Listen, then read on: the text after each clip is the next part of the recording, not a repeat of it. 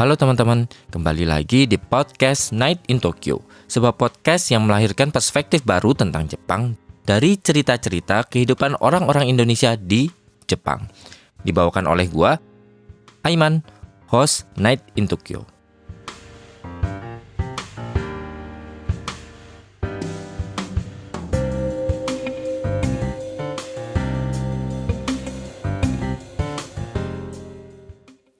Halo teman-teman, kembali lagi dengan gua Iman di Night in Tokyo.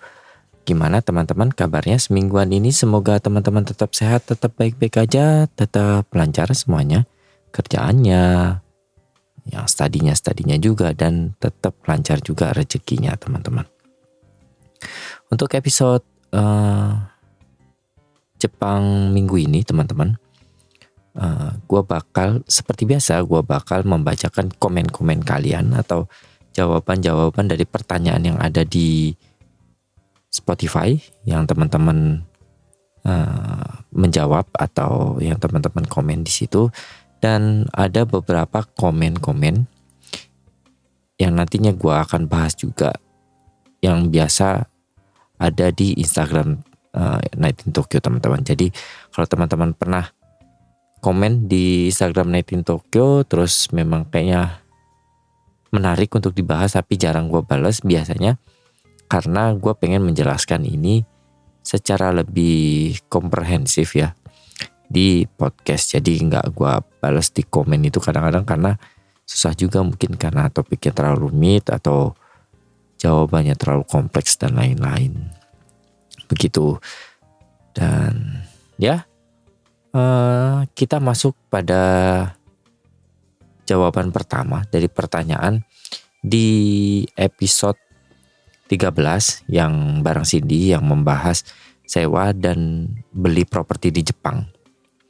Jadi di situ gue tanya kayak bagaimana menurut kalian sistem sewa dan beli properti di Jepang jika dibandingkan dengan Indonesia. Jadi di sini ada Gondo yang menjawab. Jadi dia bilang di Indo mana ada 35 tahun flat. Mentok-mentok 5 tahun flat, dia bilang kayak gitu. Ya memang mungkin di Indonesia mungkin kita tahulah mentok juga nggak ada ya kali yang 50 tahun flat lagi.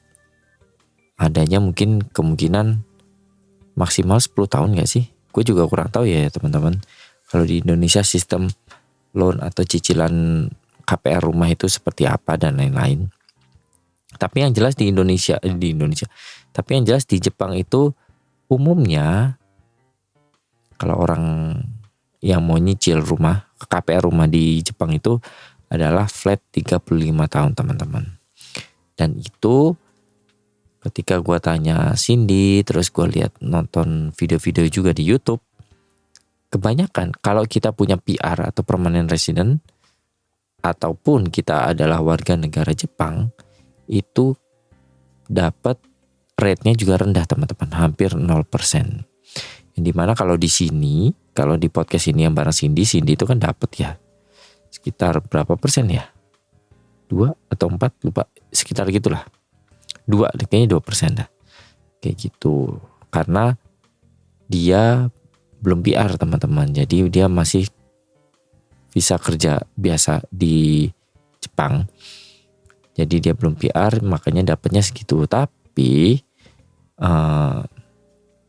cicilannya tetap sama, flat 35 gitu ya. Memang seperti yang kita bahas juga di podcast ini, kalau teman-teman mau dengerin lebih detail bisa langsung aja di season 4 episode 13 yang membahas sewa dan beli properti di Jepang bareng Cindy. Di sana itu kalau kita memang menjadi permanent resident atau warga negara Jepang, itu tuh langsung meng-unlock beberapa feature gitu loh teman-teman di Jepang. Jadi kalau kita permanent resident, kita mau beli rumah di Jepang, itu tuh pertama rate-nya hampir 0%. Yang kedua, biasanya yang di cover sama loan itu tuh hampir seluruh ya semua biaya ketika kita beli itu gitu loh. Jadi biaya agent dan lain-lain. Yang dimana kalau Cindy sendiri itu tuh udah rate-nya tinggi, terus ya nggak semua kayak uang muka dan lain-lainnya juga nggak di coverage gitu loh. Jadi kayak tetap butuh modal besar buat awalnya gitu loh. Dia mungkin bagi teman-teman yang tinggal di Jepang gitu dan tertarik beli properti di Jepang dan mau nyicil, usahakan ya permanent resident dulu gitu biar lebih enak dan lain-lain, dan biar lebih mudah juga sih prosedurnya. Cuman apakah orang asing itu bisa beli properti di Jepang? Jawabannya bisa teman-teman. Jadi di Jepang itu nggak sama kayak di Indo. Kalau di Indo kan butuh KTP ya kalau mau beli tanah atau properti. Tapi kalau di Jepang itu selama lu punya duit, bahkan orang asing pun bisa beli properti di Jepang. Gitu. Yang kedua adalah dari pertanyaan dari episode masing-masing episode 17 musim panas di Jepang. Jadi kita tanya apa yang kalian suka dari musim panas di Jepang. Nah, di sini ada Wahyu N menjawab hanabi atau fireworks atau kembang api, teman-teman. Ya, mungkin seperti yang kalian tahu, gue juga udah sering bahas ya, kalau di Jepang itu hampir kecil kemungkinan akan merayakan tahun baru dengan kembang api. Yang dimana biasanya perayaan kembang api itu di Jepang ada di musim panas atau summer, teman-teman. Jadi kalau teman-teman datang ke Jepang pas musim panas, usahakan kalian lihat festival kembang apinya, teman-teman. Kenapa? Karena pertama kembang apinya bagus, kayak yang nggak seperti mungkin ya nggak seperti yang kita lihat di Indonesia dan lain. Di sini tuh benar-benar bagus dan durasinya cukup panjang. Dan mungkin teman-teman juga pernah lihat scene kayak di dorama atau di anime dan lain-lain gitu. Kayak pasangan pakai yukata terus nonton kembang api. Nah, itu kemungkinan itu ada di summer. Jadi teman-teman datang pas musim panas, sewa yukata, terus jalan-jalan, gelar tikar sambil nungguin perayaan kembang api di Jepang gitu. Jadi kalau teman-teman datang ke Jepang pas summer, usahakan atau rekomendasi banget sih buat kalian teman-teman nonton kembang api di Jepang, karena itu bagus banget dan ya cukup worth it lah buat ditonton di Jepang. Oke. Selanjutnya gue bakal langsung loncat nih ke komen yang ada di Instagram. Jadi ada satu Instagram yang komennya cukup banyak ya. Itu yang diposting episode yang bareng si Karin Kaneko, yang ngebahas tentang kehidupan dia dan bagaimana dia memulai karir jurnalis di Jepang. Di video itu dia kayak sebenarnya itu teman-teman harus dengerin fullnya sih teman-teman, biar nggak bias juga gitu loh penilaiannya. Kemungkinan yang agak-agak nggak enak komennya di postingan ini sih kayaknya belum dengerin full gitu loh, karena kita harus tahu fullnya buat ngetik konteks yang si Karin itu cerita di postingan ini, teman-teman. Jadi memang si Karin itu di postingan ini ngebahas bahwa apa yang dia nggak terlalu suka dengan sistem di Indonesia itu adalah sistem pembantu gitu loh, yang dimana dia mulai merasa sistem ini aneh itu ketika dia datang ke Jepang, yang kok kayaknya kalau dibandingin Jepang gitu kan, kalau di Jepang kan part time dan apapun kerjaan itu tuh pasti dibayar fair gitu loh. Entah kalian kerja kuli atau kerja apa sih namanya di convenience store, terus jadi waiters dan lain-lain, itu tuh kalau di Jepang sama semuanya mulai dari 900 ya. mulai dari 980-an something gitulah. Bahkan rata-rata sih biasanya di atas 1000-an gitu loh kalau di Tokyo. Jadi pekerjaan apapun, mau kamu keringetan kerjaannya, mau kamu kerjaannya itu juga cuma jadi freelance penulis atau apapun di kantor, itu tuh semuanya hampir sama gitu loh teman-teman. Fee-nya gitu loh. Enggak yang kayak misalkan, gue nggak tahu ya sebenarnya apakah pembantu itu dibayar sesuai UMR atau enggak gitu loh. Ya memang sistem pembantu itu juga aneh juga sih ya gimana gitu loh. Dan kadang pembantu juga jamnya nggak jelas ya kalau dari pengalaman gue ya. Karena dulu gue juga waktu kecil gitu ya, pernah sempat punya pembantu juga. Udah gitu pembantunya muda, masih kayak seumuran gue gitu loh, atau lebih muda ya atau lebih tua, nggak tahu lah. Pokoknya waktu SMA itu pembantu gue pernah punya pembantu yang masih di bawah umur gitu loh teman-teman. Jadi ya kasihan juga gitu loh ya, meskipun ya nggak tahu apakah itu pilihannya dia akhirnya jadi pembantu dan lain-lain, tapi kayak aneh aja sistem pembantu di Indonesia itu gitu loh. Di Jepang sendiri apakah ada profesi pembantu? Sebenarnya emang nggak umum ya teman-teman, tapi sebenarnya ada profesi pembantu itu di Jepang gitu loh. Entah itu freelance atau memang orang yang udah tajir banget akhirnya ngegaji pembantu gitu, ada juga gitu loh. Yang dimana fee pembantu sendiri ya teman-teman, itu tuh ya sama aja kayak kita kerja di kantor gitu, kerja di convenience store, kerja di restoran gitu-gitu. Bahkan kerja kasar pun juga segitu gitu loh harganya gitu loh. Jadi bukan menjadi sesuatu pekerjaan yang sesuatu pekerjaan yang rendahan gitu loh. Kalau di Indonesia kan dipandang rendah, ya di sini profesi yang melibatkan sumber daya manusia itu nggak ada yang dipandang rendah gitu loh teman-teman. Mungkin ada yang dihindari oleh orang Jepang karena orang Jepang nggak mau berurusan dengan hal kayak gitu tuh ada. Tapi apakah itu dipandang menjadi sesuatu yang rendah sih belum tentu ya teman-teman. Pekerjaan gemba atau pekerjaan kuli dan lain-lain itu nggak dipandang rendah. Gajinya pun kadang-kadang pekerja kuli itu jauh lebih banyak daripada orang kantoran, tergantung jam yang dia ambil gitu loh. Ya gitu, kalau di Jepang memang sangat menghargai kerja atau sangat menghargai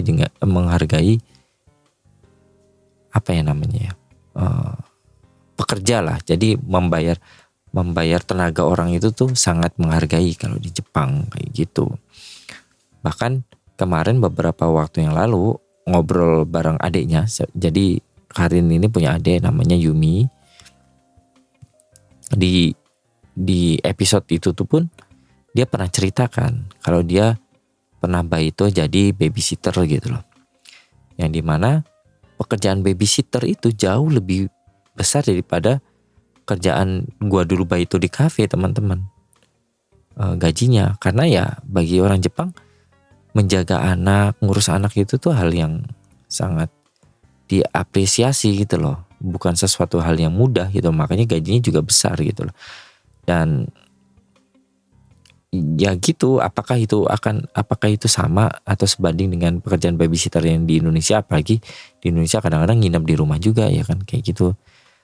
Ditambah kadang-kadang kalau pembantu kan jamnya juga nggak jelas.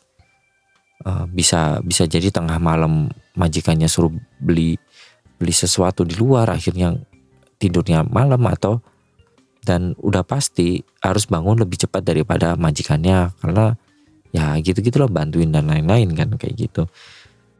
Makanya apakah sistem kayak gini itu fair atau enggak juga sangat dipertanyakan. Yang salah apakah yang menggaji atau mau pekerjaan? Ya enggak juga teman-teman, karena menurut gue ini tuh memang harus diatur lagi regulasinya terhadap ketenaga kerjaan pembantu ini teman-teman. Ya siapa yang bertanggung jawab? Ya otomatis ya pemerintah yang paling bertanggung jawab lah, karena dia yang mengatur regulasinya gitu loh. Terus kalau kalian bertanya gitu, terus kalau pembantu gajinya besar, terus kita nggak bisa gaji pembantu ya kalau bisa gaji lah sewa apa maksudnya, kalau bisa ya kalian memperkerjakan pembantu lah, tapi kalau enggak ya urus rumah tangga kalian sendiri gitu loh, urusan rumah tangga kalian sendiri gitu loh. Itu tuh ya seperti itu di Jepang gitu loh. Pada akhirnya mereka mengurus ke urusan atau pekerjaan rumah tangga itu ya mereka lakukan sendiri gitu loh teman-teman. Gitu. Jadi ya bukan enggak, yang mempekerjakan sih enggak salah sih teman, cuman sistem di Indonesianya aja aneh sih menurut gue ya. Dan gue pun sependapat sama Karin, dan gue juga sama gitu. Akhirnya tahu kalau sistem itu aneh itu ketika gue pindah ke Jepang dan hidup di Jepang, sempat kerja dan lain-lain, sempat part time dan lain-lain. Itu tuh jadi mikir, oh iya ya, gaji pekerja di Jepang itu fair gitu loh. Ya lu bisa hidup di Jepang itu cuma dari part time job doang gitu loh. Kalau di Indonesia ya belum tentu, ya nggak tahu juga lah kayak gitu. Karena memang di Jepang itu harga barang relatif sama lah kayak di Indonesia, kayak brand dan lain-lain gitu. Tapi yang mahal di Jepang itu harga servisnya teman-teman, atau harga tenaga kerjanya itu yang mahal di Jepang. Makanya kayak makanan mahal, servis mahal, taksi mahal, karena melibatkan tenaga orang gitu. Ya itu dia buat seluruh komen yang udah teman-teman kirim atau tulis di Instagram, atau teman-teman yang membalas pertanyaan-pertanyaan yang ada di Spotify. Jadi kalau teman-teman yang pengen komennya dibalas, komennya dibacain, atau pengen tanya sesuatu, ya bisa silahkan komen di Instagram. Nanti gua cek apakah menarik untuk dibahas. Gua bakal bahas di podcast Jepang minggu ini selanjutnya. Atau teman-teman juga bisa langsung kirim email ke Night in Tokyo di nightintokyo.podcast@gmail.com. Jadi apapun pertanyaan berkaitan tentang Jepang, kalau mau tanya-tanya apapun tentang kehidupan di Jepang juga bisa langsung email di nightintokyo.podcast@gmail.com. Oke, kita akan lanjut ke pembahasan berita yang menarik akhir-akhir ini teman-teman.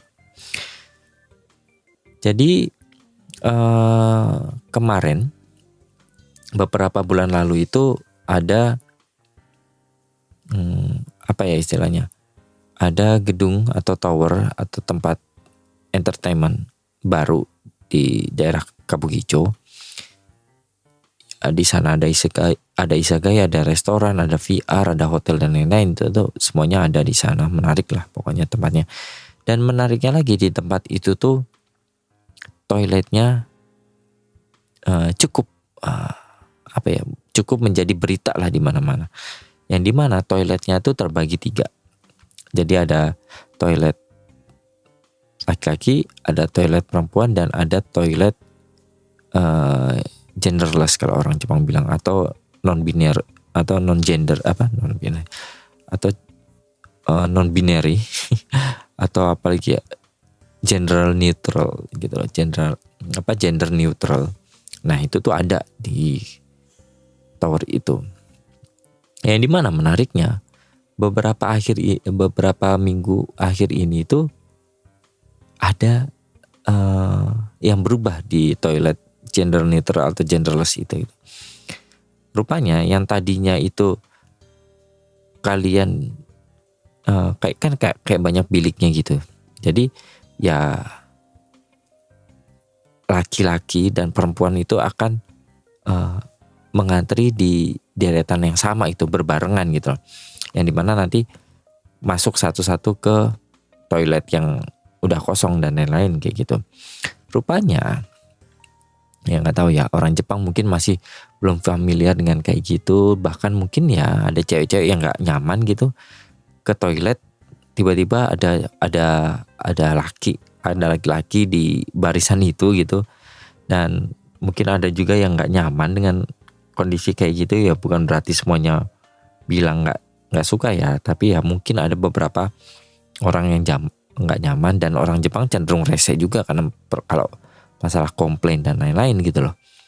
Jadi ya akhirnya pada akhirnya toilet ini tuh kayak di-skat teman-teman, dibagi dua. Jadi di kubik-kubiknya itu kayak dibagi dua jalur gitu, dan ada sekatnya. Jadi di jalur yang sebelah kiri itu adalah khusus untuk laki-laki atau gender neutral atau genderless, dan sebelah kanan itu tuh khusus buat cewek gitu loh. Meskipun nama toiletnya itu nggak berubah gitu, tetap gender neutral atau genderless toilet gitu. Cuman ketika kita masuk itu tuh kayak dibagi dua sekatnya gitu loh. Ya sama aja dong. Ya gimana? Ya mungkin masih terlalu progresif buat orang Jepang sendiri ya. Ditambah orang Jepang itu kayak punya bubble-nya sendiri, itu bubble-nya tuh kuat gitu. Jadi kalau ada sesuatu yang asing mendekat ke orang Jepang itu kayak mereka itu sangat nggak nyaman gitu. Nggak bilang sih mungkin, tapi tetap mungkin kemungkinan ini tempat itu banyak dapat komplainan dari cewek-cewek atau ya customer lah yang datang ke tempat ini gitu loh, karena mungkin dia nggak nyaman kali ya, tiba-tiba waktu ngantri tiba-tiba ada ada laki-laki di antara perempuan. Laki-laki ya kalau dia nggak merasa gendernya laki-laki ya, tapi secara fisik ya, maksudnya secara fisik laki-laki, jadi mungkin mereka nggak nyaman kayak gitu ya. Memang cukup aneh teman-teman kalau membahas hal yang berkaitan tentang gay atau LGBT di Jepang, karena kalau kita tahu Jepang itu menjadi salah satu-satunya Jepang itu menjadi satu-satunya negara yang di grup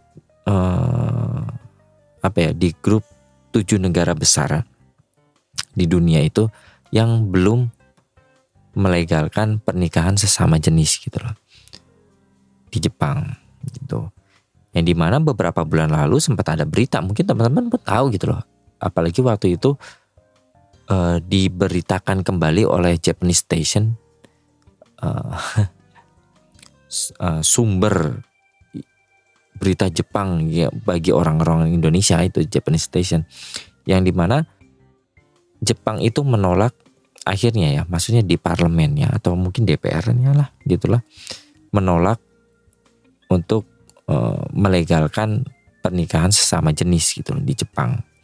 Yang dimana apakah itu menjadi simbol bahwa LGBTQ plus itu tuh tabu di Jepang sama kayak di Indonesia? Enggak teman-teman. Kalau di Indonesia itu topiknya keluar sedikit pun langsung di-cut gitu loh. Nah di Jepang sendiri itu tuh emang rada aneh juga gitu loh. Ditolak itu tuh bukan berarti proposalnya ditolak sebenarnya teman. Jadi itu tuh udah kayak digodok, itu memang pada akhirnya di parlemennya nggak disetujui, tapi teman-teman harus tahu ada proses itu tuh masuk ke parlemennya mereka gitu loh, yang dimana meskipun outputnya masih ditolak tapi itu bisa masuk gitu. Nah kalau di Indonesia ya baru jadi proposal aja udah langsung dibuang kan pastilah kalau di Indonesia. Nah cuman memang yang menarik adalah Jepang itu cukup aneh ya. Ya yang enggak kadang-kadang memang teman-teman.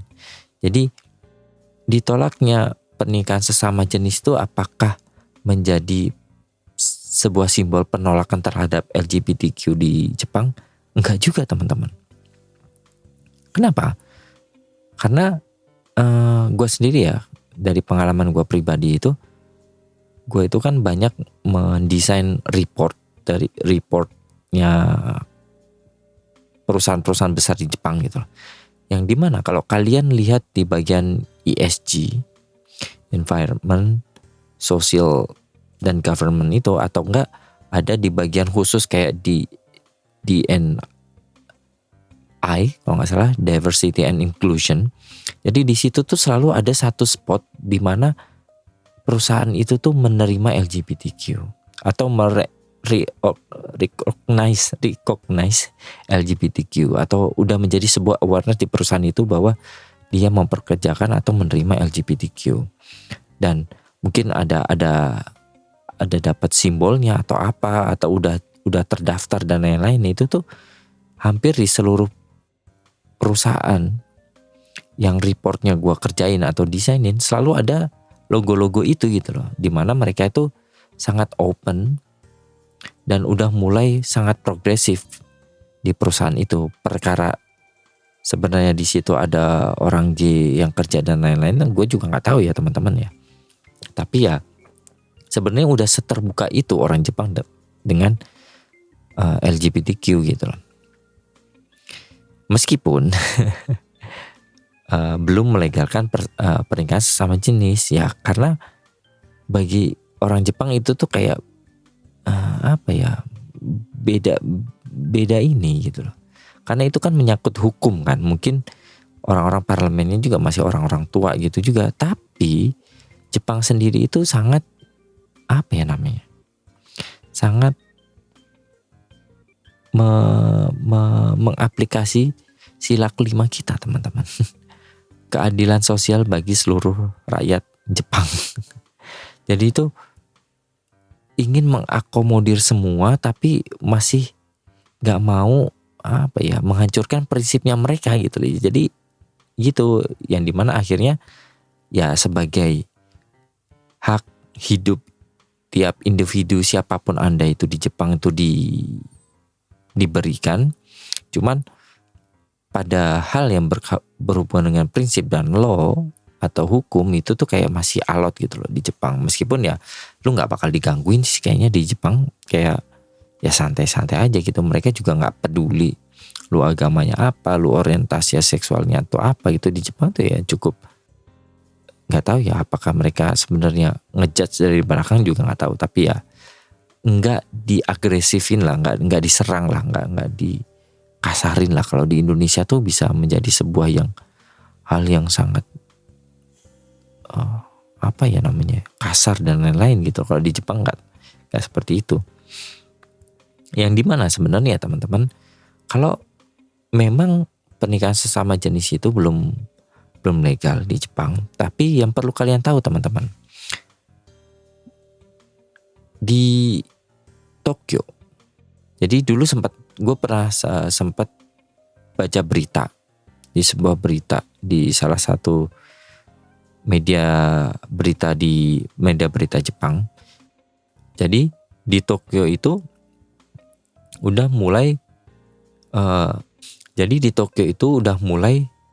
merecognize atau udah mulai ada sistem partnership sesama jenis. Jadi bukan seperti pernikahan tapi hampir mirip. Bingung kan? Ya itulah maksudnya. Iya tapi enggak gitu loh. Tapi tetap ingin mengakomodir seluruh golongan gitu loh di Jepang. Jadi ada namanya same sex partnership di sistem itu di Tokyo. Yang dimana yang perlu kalian tahu. Jadi kalian bisa mendaftarkan sistem partnership itu dengan gender yang sama gitu loh. Misalnya cewek sama cewek atau cowok sama cowok. Yang dimana itu tuh udah mirip kayak pernikahan gitu loh. Keterikatannya ya. Karena di situ ketika kita udah mendaftarkan di same-sex partnership itu yang ada di Tokyo itu, kita tuh sudah diakui sebagai keluarga ya. Jadi di bawah sistem itu tuh orang bisa menggunakan itu tuh untuk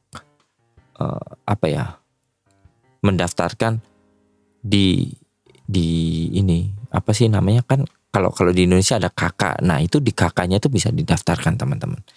Semacam kurang lebih semacam gitu. Terus partnernya juga bisa menjadi wakil ketika salah satunya itu ada harus harus dioperasi, yang dimana mungkin sedikit berbahaya, terus mungkin butuh kalau di Indonesia itu kan butuh persetujuan dari keluarga. Nah, di sistem same sex partnership ini kita bisa melakukan itu. Ketiga, terus kita bisa mendaftarkan di bawah sistem itu sebagai keluarga ketika ingin mengajukan loan atau mengajukan cicilan buat beli rumah, ya kan? Mirip nikah juga kan. Meskipun belum pada tahap menikah gitu. Dan punya ya nggak cuma cicilan juga, insurance juga bisa. Jadi dan punya hak untuk mengunjungi di rumah sakit gitu loh. Yang dimana kalau di Jepang kan cuma keluarga doang yang boleh mengunjungi. Nah, di sistem same sex partnership itu tuh karena udah seperti menjadi keluarga, jadi mereka punya izin buat mengunjungi salah satu partnernya kayak gitu. Meskipun karena ini nggak setara dengan pernikahan, kayak banyak feature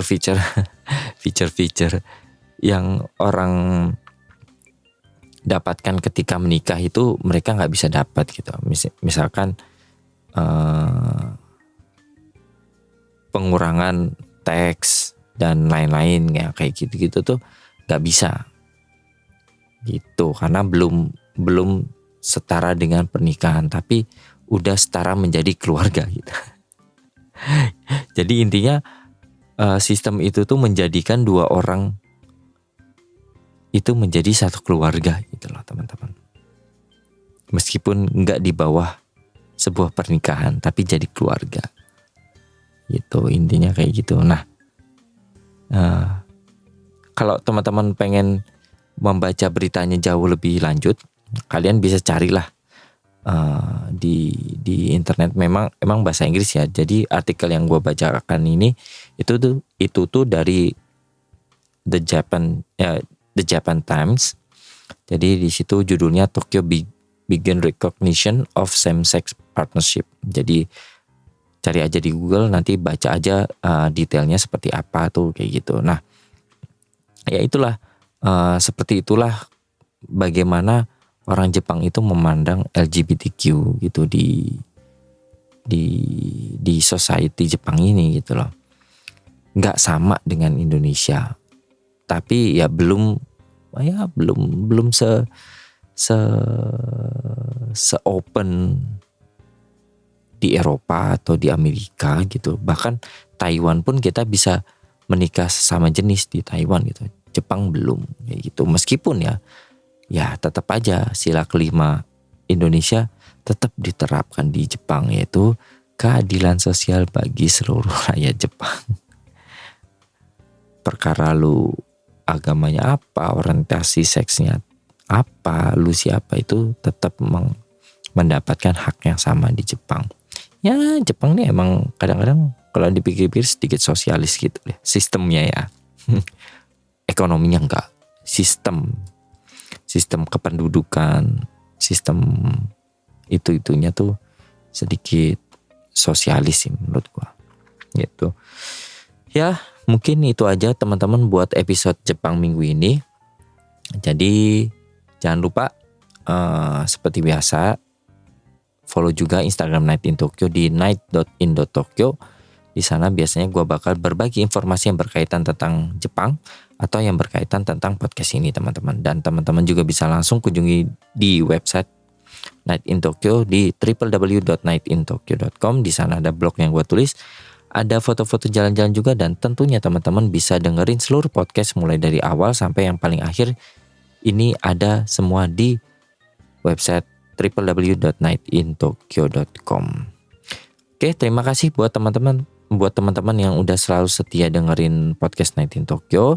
Semoga bermanfaat, mendapat informasi yang mungkin teman-teman belum pernah dengar gitu di Indonesia, tapi sebenarnya ya seperti inilah adanya di Jepang teman-teman. Oke, terima kasih teman-teman sekali lagi udah mendengarkan podcast ini, dan selamat malam,